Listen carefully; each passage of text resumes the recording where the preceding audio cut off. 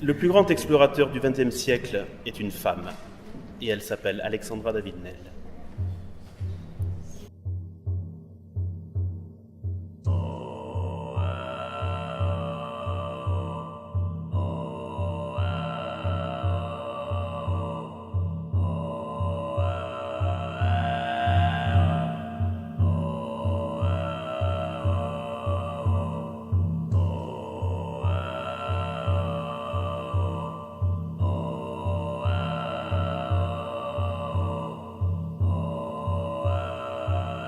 C'est la première femme à être entrée au Tibet et à Lhasa, capitale du Tibet, en 1924, alors que le pays était interdit aux étrangers.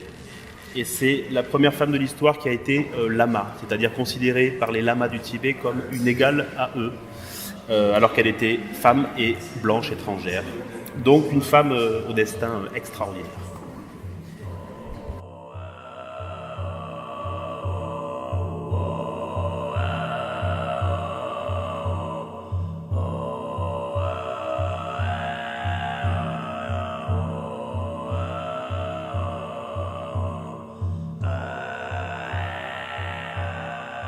J'ai rencontré Alexandra par les livres. Je voulais faire une BD sur elle, mais sa vie est tellement énorme et ce qu'elle a fait est tellement long et ça aurait demandé peut-être 8 ou 10 tomes de bande dessinée. Donc j'ai un peu abandonné l'histoire et un peu plus tard j'ai découvert le livre de Marie-Madeleine Perronnet qui raconte les 10 ans passés avec elle et qui résume donc leurs 10 années plus un petit peu les flashbacks pour raconter les exploits. Et ce livre-là qui fait 200 pages en livre me paraissait une très bonne approche pour faire 150 pages de BD, donc 2 tomes de bande dessinée. Mais ce qui m'a attiré en fait, c'était parce que je travaille les décors sur la BD et c'était le Tibet en fait. Voilà, dessiner les montagnes, dessiner les temples tibétains, c'est vraiment ça qui m'a attiré. Et j'ai pris le parti de découvrir le personnage d'Alexandra David-Néel en faisant la bande dessinée. Je trouvais très important de ne pas me raconter que Alexandra David-Néel qui est une légende de l'aventure, une légende de l'exploration. Je voulais parler de sa secrétaire Marie-Madeleine Perronnet qui a vécu 10 ans avec elle. Parce qu'elle, pour le coup, elle est un peu l'inverse. C'est une fille au départ timide, qui ne connaît pas grand-chose de la vie, qui n'a pas fait beaucoup d'études et qui se sent un peu inférieure, qui manque de confiance. Et qui, en faisant un contraste avec Alexandra, ça permet de voir des facettes d'Alexandra qu'on n'aurait pas vues si elle était toute seule. Et le fait de mettre son fils adoptif Yongden, qui a été son assistant pendant 40 ans, et son fils ensuite, lui aussi était un petit peu son disciple. Et à travers lui, on peut voir une autre facette d'Alexandra, qui est la facette du gourou, du chef spirituel qu'elle était, de la bouddhiste. Donc c'est quand même intéressant d'avoir toujours des personnages secondaires pour venir éclairer des angles différents du personnage. La documentation pour le Tibet s'est faite principalement par Internet. Et pour la maison à Digne, de la visite, de la doc photo. Et comme on est en relation étroite avec le musée, on peut aussi demander directement des photos à l'équipe.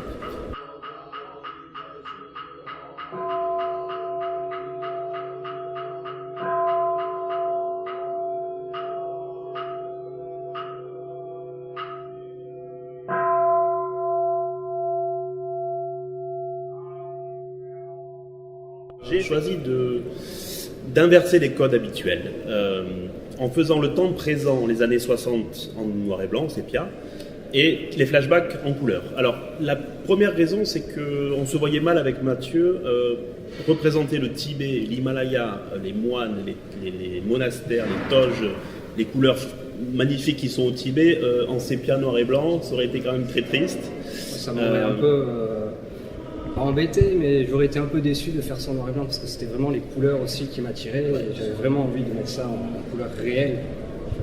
Ça, c'est la première raison. Il y a une autre raison, c'est que les images que je connais d'Alexandra, photos et vidéos, parce qu'il y a une ou deux vidéos qui traînent d'elle, tout ce que je connais d'elle est en noir et blanc. Pour moi, j'ai une imagerie d'elle et des années 60 par la télé en noir et blanc. Donc pour moi, c'était presque logique de représenter le visuel années 60 en noir et blanc. Enfin,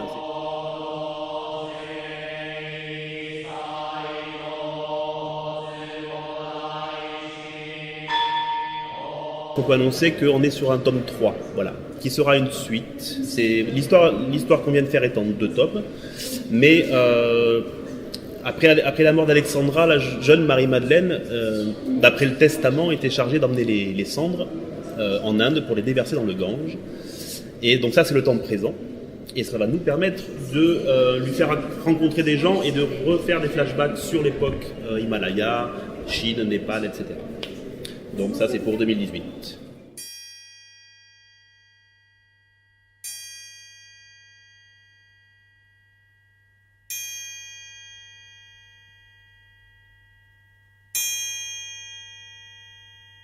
Alors, cette dague-là, celle de gauche, ça s'appelle un pourba. C'est une dague rituelle au Tibet, pour des cérémonies rituelles. Et on l'a utilisée dans l'album, vous le verrez dans l'album, le premier tome, parce qu'en fait, ce pourba a une histoire. Des moines qui se saisissaient de ce poignard tuaient des gens, comme ensorcelés par le poignard. Et ce poignard s'est retrouvé à Digne-les-Bains dans la maison. Et dans la BD, on voit Marie-Madeleine qui, elle, le prend et qui le nettoie comme si elle nettoyait un objet quelconque. On sonne à la porte, elle va voir, et puis il y a un homme qui entre et qui voit Marie-Madeleine avec ce poignard. Et lui sait que c'est le poignard magique parce qu'il a lu les bouquins d'Alexandra. Donc le gars, il devient tout blanc, il tombe à moitié dans les pommes et il lui dit « Mais vous êtes folle, ce poignard, il est enchanté, il est magique, il va vous faire tuer des gens, il va vous arriver de grands malheurs. » Et Marie-Madeleine lui dit « Vous savez, dans ma famille, on n'a pas attendu d'avoir des objets magiques pour avoir des malheurs. »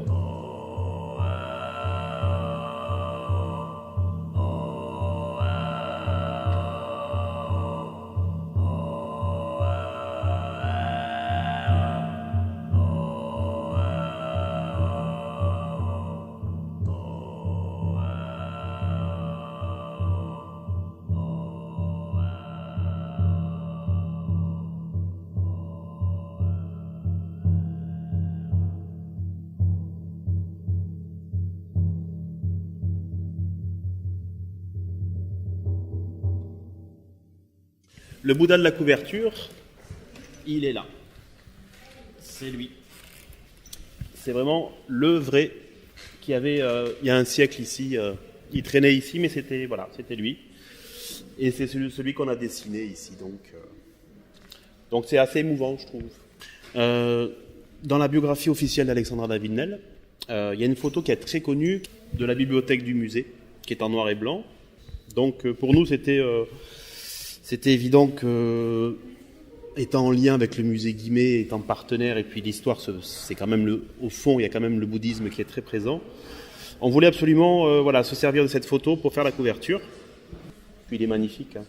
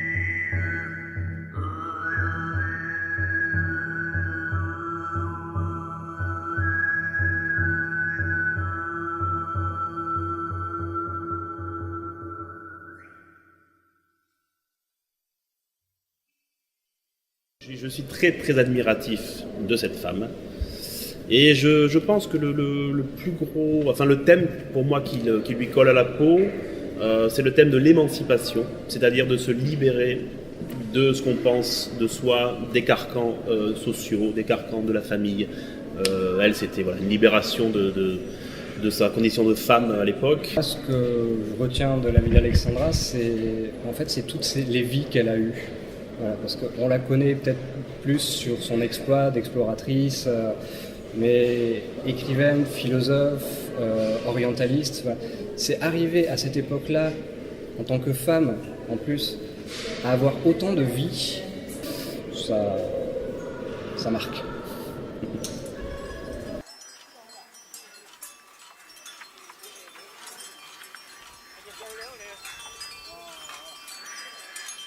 Une partie des droits sont reversés à l'association Karuna Chechen, qui est l'association de Mathieu Ricard, qui vient en aide aux peuples défavorisés de l'Himalaya, d'Inde, de Népal. Donc l'achat de la BD peut aussi contribuer à aider les gens défavorisés.